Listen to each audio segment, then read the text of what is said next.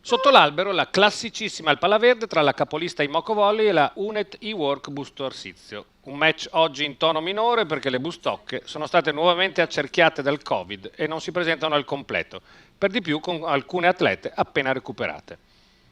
Poco più di una formalità per la squadra di coach Santarelli conquistare l'ennesimo 3-0 e mantenere ben salda la vetta della classifica ancora imbattuta dopo 14 partite giocate. Conegliano ancora senza Folì schiera Caravello nel ruolo di libero, dando un turno di riposo a Mochi De Gennaro. Coach Musso, con Busto Arsizio che è in grande emergenza, viste le molte assenze, parte con Polter al palleggio, un'inedita Stevanovic come opposto, poi Herrera Blanco e Olivotto, Piccinini Gray, libero l'esordiente Bressan.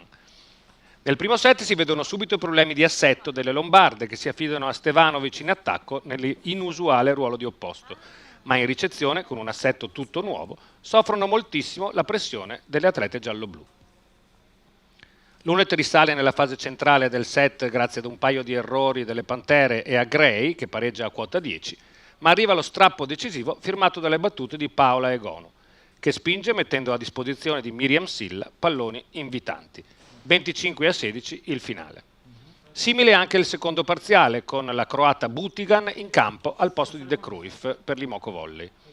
Proprio due ace della giovane croata spaccano il punteggio che comincia a prendere la strada delle Pantere già sul 9-5.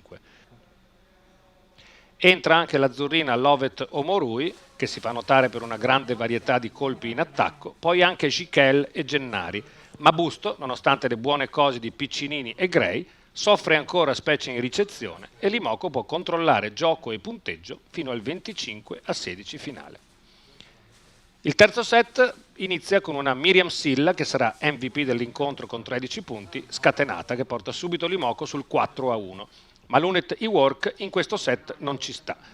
Scrollatasi di dosso un po' di ruggine, inizia un set di grande coraggio, combattendo fino all'ultimo pallone. Le Pantere di casa sembrano poter controllare, nonostante il sestetto giovane schierato da coach Santarelli. Il muro tocca tanti palloni, in difesa si segnala un'ottima Caravello e la battuta è sempre ficcante.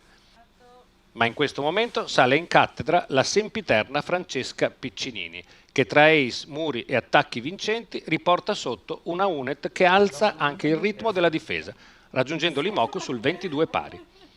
Conegliano spinge con Egonu, che segnerà 22 punti alla fine, e una Butigan sempre pronta, ma Busto Arsizio riesce ad annullare ben 4 match point e fa correre brividi alle Pantere, conquistando il set point del 25-26 che potrebbe allungare la partita.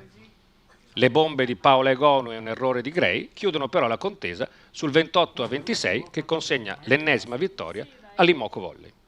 Sta andando molto bene, sto imparando tantissimo grazie anche all'ambiente appunto con cui mi alleno e si imparano un sacco di cose solo guardando e quindi sono molto contenta e sono contenta anche di aver giocato oggi e di avere la possibilità in diverse occasioni di poter dare il mio contributo.